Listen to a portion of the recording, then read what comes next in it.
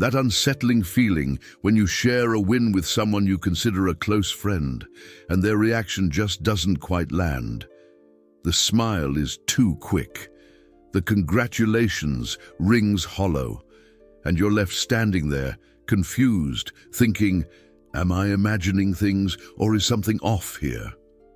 Carl Jung spent decades studying this phenomenon and uncovered something disturbing. Envy is almost always invisible until you know exactly what to look for. And once you learn to see the signs, you realize you've been blind the whole time. I'm going to show you the 7 signs that Jung identified in envious people. Signs they let slip, even when they're trying to hide it. And by the end of this video, you'll know exactly who around you is envious of you, even if they're smiling right to your face. Because Jung taught us an uncomfortable truth. Envy isn't about you being better than someone. Envy is about the other person's unintegrated shadow being projected onto you. The envious person hates in you what they haven't had the courage to develop in themselves. Before we dive in, I need to validate something you might be feeling right now. You are not being paranoid. That instinct that tells you something is off with a certain person, even if they're polite, even if everyone says they're nice, that instinct is usually right. Jung discovered that the unconscious mind picks up on things that the rational mind hasn't even processed yet. You feel the envy before you can prove it. And this video will give you the proof you need. The pain of being the target of envy is unique, because you're not dealing with an open enemy. You're dealing with someone who smiles at you, who's present in your life, but who secretly wants you to fail. And worse, you doubt your own perception. Am I exaggerating? Am I seeing things that aren't there? Jung would say, your unconscious is alerting you. And now, let's bring that alert into conscious awareness. I'm going to tell you the story of someone who lived through exactly this. Emily was 32 when she started to notice something was off with Jessica, her best friend since college. 10 years of friendship. They'd been bridesmaids in each other's weddings, confidants. Or at least, that's what Emily believed. Everything started to change when Emily got a significant promotion at work, project manager, salary increase, recognition. She called Jessica immediately, excited to share the news, and Jessica's reaction was strange. There was a pause that was too long before the congratulations, and when it came with, "Oh, that's cool. You deserved it, I guess, considering how long you were stuck in that previous position, right?" Emily hung up the phone, confused. Was that a compliment? Or a disguised criticism? She tried to ignore it. They'd been friends for a decade. She must be misinterpreting things. But the signs continued. When Emily bought a new apartment, Jessica visited and said, "It's cute, kinda small, isn't it? But I guess it's what fits your budget." When Emily started dating someone who actually treated her well, Jessica commented, "Careful not to get too attached too quickly. You've always been a little intense in relationships." Emily started to question everything. Was Jessica being sincere and protective, or was there something deeper going on? That's when Emily sought therapy, and the therapist, a Jungian, mentioned for the first time, "Have you considered that your friend might be envious of you?" Emily's resistance was immediate. Jessica? Impossible. They were friends. But the therapist asked Emily to do an exercise, to record every interaction with Jessica for a month. And at the end of that month, Emily saw the pattern, and she couldn't deny it anymore. Now, let's get to the 7 signs that Jung and Jungian psychologists have identified in envious people. Pay attention, because you're going to recognize patterns that you might be experiencing right now. Sign number 1, backhanded compliments. Jung called this the ambivalent projection of the shadow. The envious person wants to compliment you because they know they should, but their shadow, the unintegrated part, injects poison into the compliment. How does this work in practice? Instead of saying, "Congratulations on the promotion," they say, "Congratulations, you finally got it." Instead of, "Your hair looks great," they say, "Your hair looks great, it's different from what you usually do." Instead of, "You're glowing," they say, "You look good, considering everything you've been through." The structure of a backhanded compliment always has three parts. First, the superficial compliment. Second, the bridge word that introduces the poison. But, considering, finally, despite. Third, the criticism disguised as a neutral observation. Emily recorded 13 backhanded compliments from Jessica in a single month. When Emily was happy with her body after months at the gym, Jessica said, "You look good. You're still not at your ideal weight, but you're getting there." When Emily shared that she'd saved up for a trip, Jessica commented, "Good that you're finally getting your finances together. You've always been a little all over the place with money, right?" Jung would explain it like this: Jessica hasn't integrated her own shadow. Emily's achievements reflect back to Jessica what she hasn't developed in herself: discipline, professional growth, a healthy relationship. And instead of Jessica doing the internal work to develop these areas, her shadow attacks Emily through backhanded compliments. What makes this psychologically dangerous is that backhanded compliments are subtle gaslighting. You feel the poison, but you can't prove it.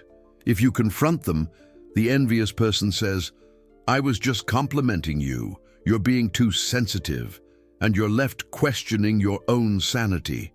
If someone close to you gives compliments that always come with subtle criticisms, always come with caveats, always leave you feeling worse than before, that's the first sign. It's not your imagination. Jung would validate your perception. Now, let's move on to sign number 2. Systematic minimization of your accomplishments. Jung would say that envious people need to reduce your achievements, to reduce the pain they feel when comparing themselves to you. It's an ego defense mechanism. If your achievement isn't that impressive, then the lack of it in the envious person's life doesn't hurt as much. How does this show up? You achieve something significant, and the envious person responds with one of these tactics. Tactic 1, attribute it to chance. "Oh, you got lucky. You were in the right place at the right time." Tactic 2, attribute it to external factors.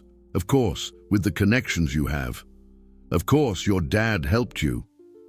Tactic 3, compare it to something bigger to diminish it. "That's cool, but so-and-so achieved something even bigger." Tactic 4, quickly change the subject. "Oh, that's nice. Let me tell you about my day."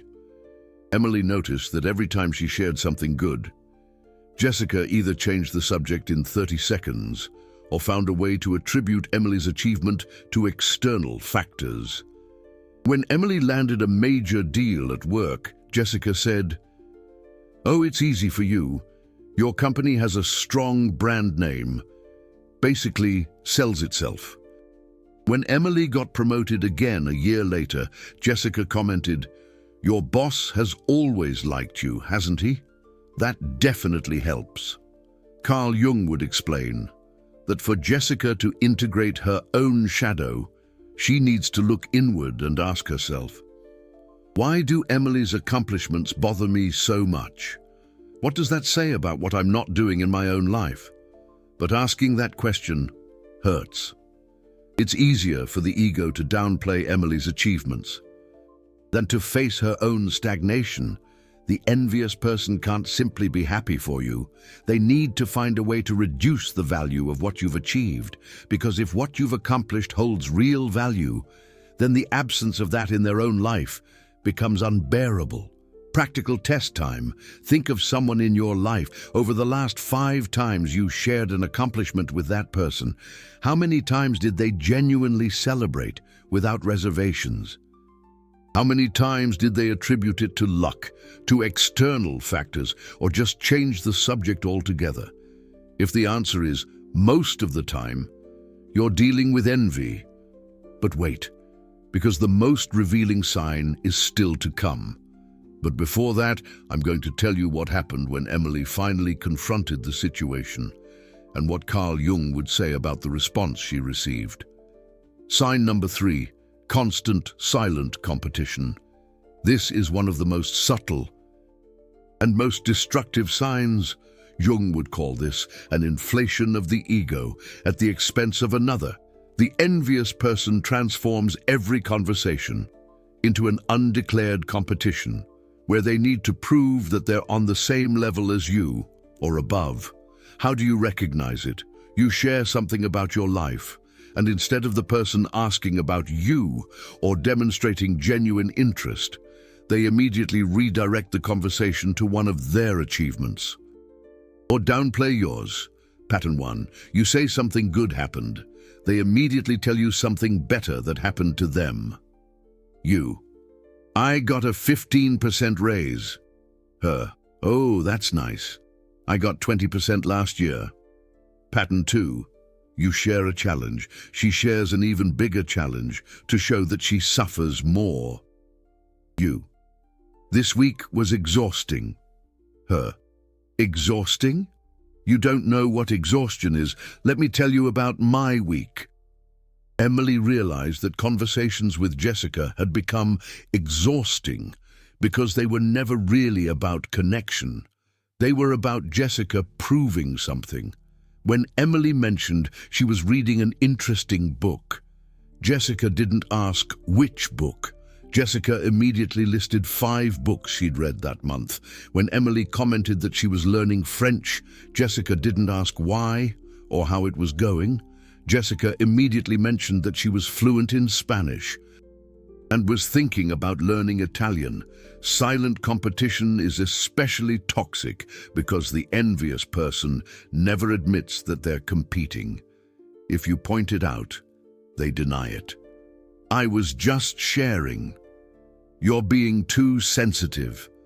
But Jung would say, her unconscious is in constant competition because her unintegrated shadow can't stand that you have something that she doesn't have. Silent competition test. In your next conversation with this person, pay attention. How many times does she ask genuine questions about you versus how many times does she redirect the conversation back to herself? If the ratio is 3-to-1 or worse, you have a silent competitor, not a friend. Emily took this test during dinner with Jessica. In 2 hours of conversation, Jessica asked Emily 2 questions and responded with 14 stories about herself. And even more revealing, when Emily tried to delve deeper into something she was experiencing. Jessica interrupted or changed the subject in less than a minute. But when Jessica was talking about herself, she expected full attention. Jung would explain, envious people can't give you genuine space to shine because their own unintegrated shadow feels like someone else's shine diminishes theirs. It's a scarcity mindset taken to the extreme. If you're doing well, she feels like she's doing poorly. If you're successful, she feels like she's failing. And instead of working internally to create her own light, she tries to extinguish yours. Sign number 4, obsessive imitation of what you do. Carl Jung talked about projective identification. The envious person, unable to do the internal work of individuation, tries to become you. She copies what you do, how you dress, your choices, your hobbies. But here's the crucial difference. She copies, but then criticizes. She imitates, but then belittles the origin. It's envy, impure action. Emily started to notice a disturbing pattern. 3 weeks after Emily cut her hair short, Jessica cut her hair short. A month after Emily started yoga classes, Jessica started yoga classes. When Emily moved to a specific neighborhood, Jessica started looking for an apartment in the same neighborhood. Alone, this could be coincidence or healthy admiration. But it always came accompanied by criticism. Jessica cut her hair like Emily, but then commented, "Short hair doesn't look good on everyone. I can pull it off. You look like a boy." Jessica started yoga, but then said, "I don't know why you like this so much. It's pretty basic." Jung would say, the envious person is trying to integrate aspects that she sees in you, but because her shadow isn't conscious, instead of doing the internal work of developing these qualities authentically, she just copies the surface. And because deep down, she feels that the copy is inferior to the original, she needs to criticize the original to feel better. Obsessive imitation with subsequent criticism is one of the clearest signs of envy, because it shows that the person wants what you have, but resents you for having it first. The breaking point came when Emily posted photos from a trip she took to Portugal. She had planned that trip for 2 years, saved up, researched. 2 weeks later, Jessica announced that she was going to Portugal too. And when she returned, she said to Emily, "I don't know why you talked about that trip so much. It's pretty, but nothing special. Kinda overrated." It was at that moment that Emily completely understood what the Jungian therapist had said. Envy is the unintegrated shadow projected onto you. Jessica didn't hate Emily. Jessica hated what she saw in Emily, that she couldn't develop in herself. Courage, independence, growth, and instead of doing the painful work of looking inward, Jessica tried to become Emily. And when she couldn't, she attacked. You've just discovered 4 of the 7 signs that Carl Jung identified in envious people. Backhanded compliments, systematic minimization, silent competition, imitation with criticism. If you recognize 3 or more of these signs in someone close to you, you're not imagining things.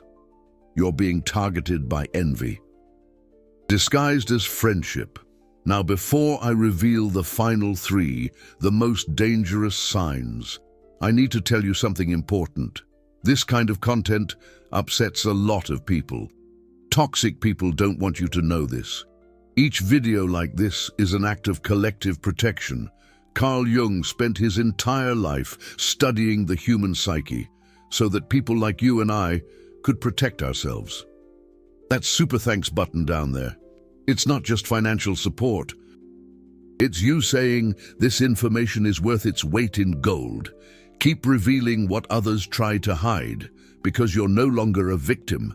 You are someone who protects themselves with knowledge, and that changes everything.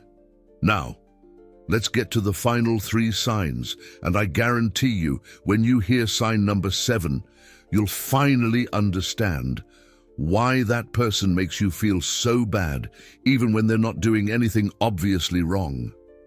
Sign number 5, joy when you fail. This is perhaps the most painful sign to recognize, but also the most revealing. Jung would call this Schadenfreude, from the projected shadow. Pleasure in someone else's pain. The envious person can't completely hide their satisfaction when something bad happens to you. How do you identify it? Pay attention to their initial reaction. The first 3 seconds before they have time to adjust their social mask. When you share something that went wrong, is there a glint in their eye? A micro smile? A different energy? And then comes the performative concern. Emily realized this in a devastating way. She had passed a selection process for an international position, a move to another country, a once-in-a-lifetime opportunity. But at the last moment, the company cancelled the position due to restructuring. Emily was devastated. She called Jessica in tears.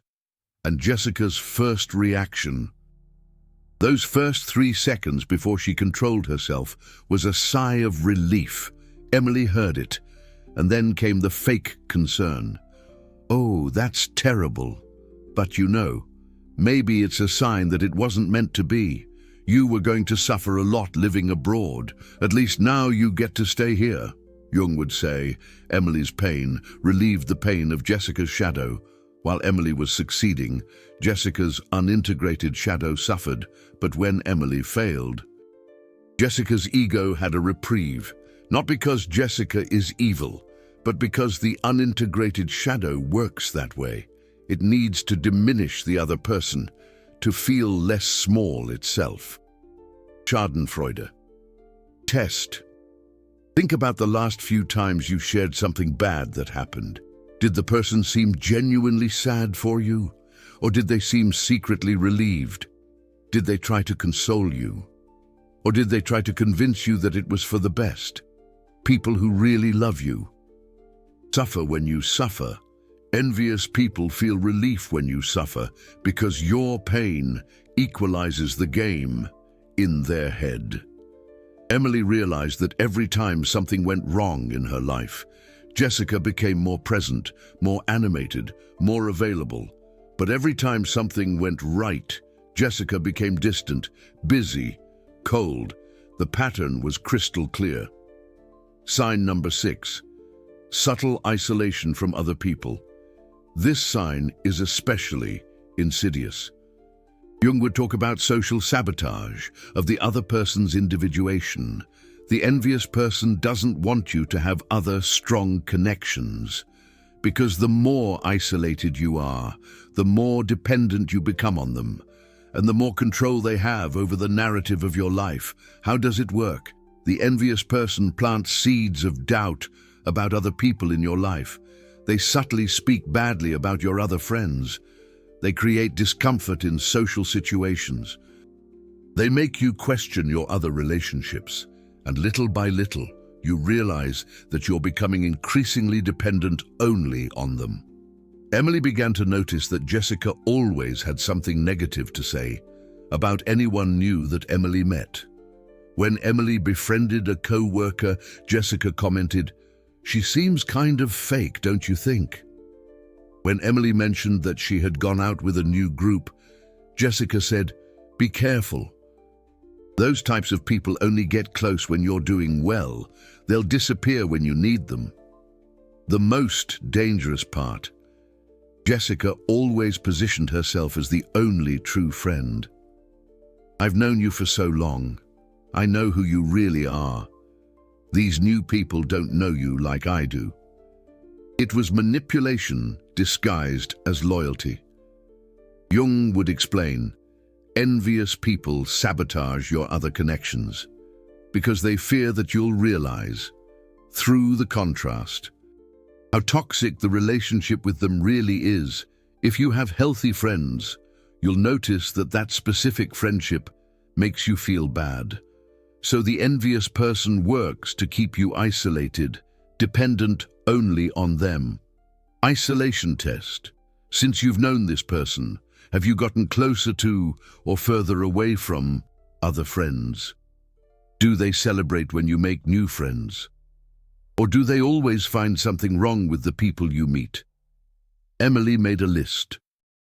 In the previous 5 years, before her friendship with Jessica intensified, Emily had a circle of 8 close friends.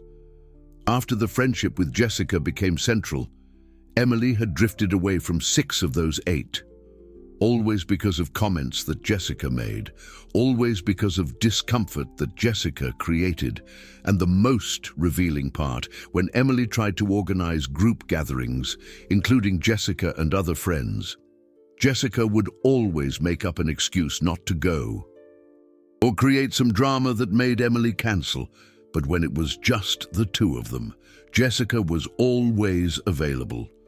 Jung would say, this isn't friendship, it's control. The envious person doesn't want to share you, because you validating their existence makes them able to withstand the toxicity. But if you have healthy mirrors, other friends, you'll realize that something is wrong. So they work to keep you only for themselves. And now, the most dangerous sign. What Jung would say is the maximum manifestation of the unintegrated shadow in action. Sign number 7, mood change when you're genuinely happy. This sign is devastating to realize because it confirms something that you felt but didn't want to admit. The person can't stand it when you're doing well. They really can't. Your genuine happiness triggers their unintegrated shadow so intensely that they can't hide it. How does it appear? You arrive excited, happy, good energy, and the person gets weird, uncomfortable. They change the subject, they get quiet, or worse, they immediately bring something negative to lower your energy. They complain about something, they tell you about a problem, they make a comment that makes you insecure. It's as if your happiness is unbearable to them. Emily had her final moment of clarity in a simple situation. She had just received news that she had been accepted into a master's program that she had wanted to do for years.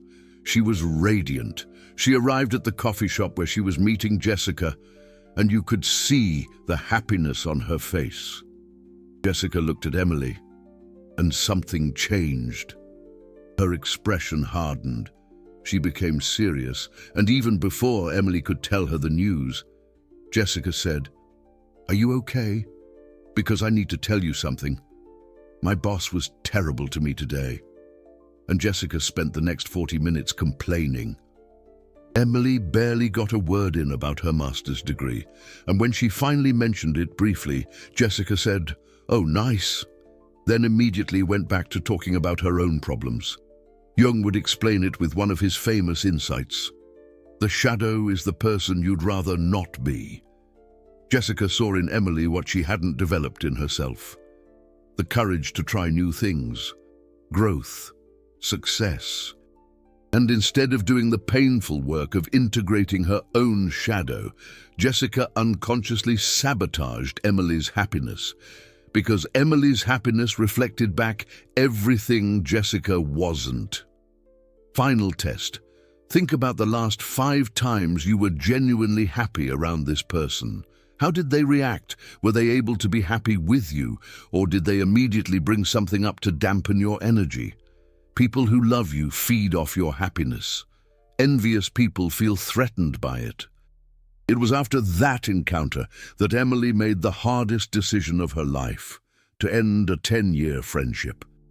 Because her Jungian therapist said something that changed everything.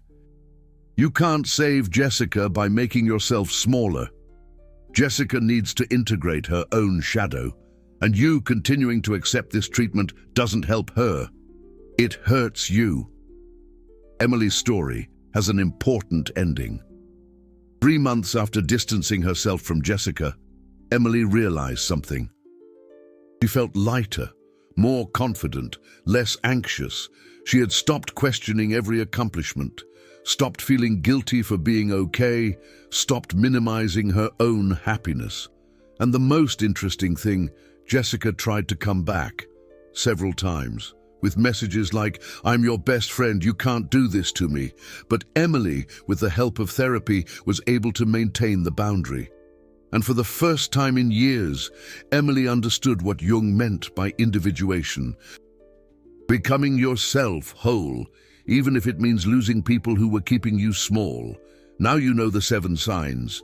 Backhanded compliments, systematic minimization of achievements, constant silent competition, obsessive imitation with criticism, joy when you fail, isolation from other people, mood swings when you are happy. If you recognize 4 or more of these signs in someone, you're not being paranoid. You're being targeted by envy. And envy disguised as friendship is one of the most destructive forms of toxicity because it makes you question your own sanity. But Jung would tell you something liberating. It's not about you. It never was. Envy isn't about the person being envied being superior. Envy is about the envious person not having integrated their own shadow. They hate in you what they haven't developed in themselves.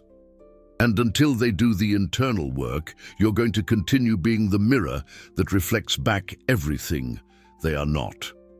So, what do you do with this information? 3 practical steps for psychological protection that Jung would recommend. Step 1. Trust your unconscious. If you feel that something is wrong with someone, even without concrete proof, your unconscious is processing signals that your rational mind hasn't organized yet. Jung dedicated his life to proving this. Your instinct isn't paranoia, it's wisdom. Step 2. Establish boundaries. You don't need to confront the person with, "I'm not going to be your friend anymore because you're envious of me." Simply create distance. Share less. Be less available. Protect your energy. Envious people feed off your success. Stop feeding them. Step 3. Build healthy relationships. The best way to identify toxicity is to have contrast.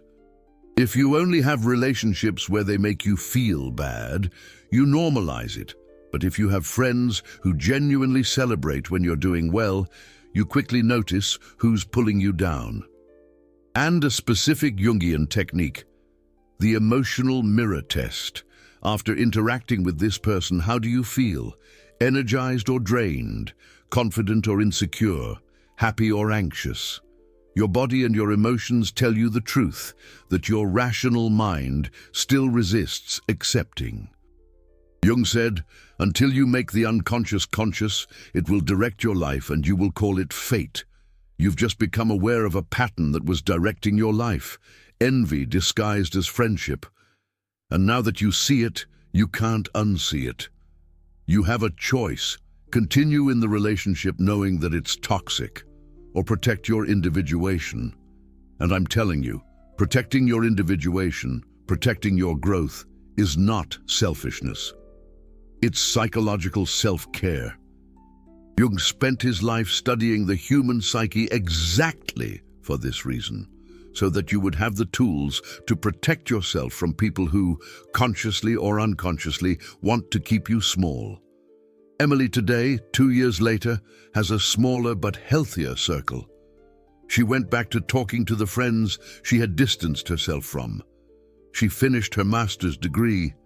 She's in a healthy relationship, and she no longer feels guilty for being okay. Because she realized that keeping herself small so as not to arouse the envy of others is betraying herself. And Jung would say, "You came into this world to become who you are, not to diminish yourself to fit into someone else's unintegrated ego." How many of these signs did you recognize in someone? Comment the number here without naming names. 1, 2, 3, 4, 5, 6, 7. Sometimes just writing the number you realize the pattern you were denying. And you'll see that you're not alone. Thousands of people in the comments will say, "I also saw all 7. I also doubted my perception. I also thought I was exaggerating." But you weren't, and neither are you. Comment the number now. It's the first step toward protecting your individuation.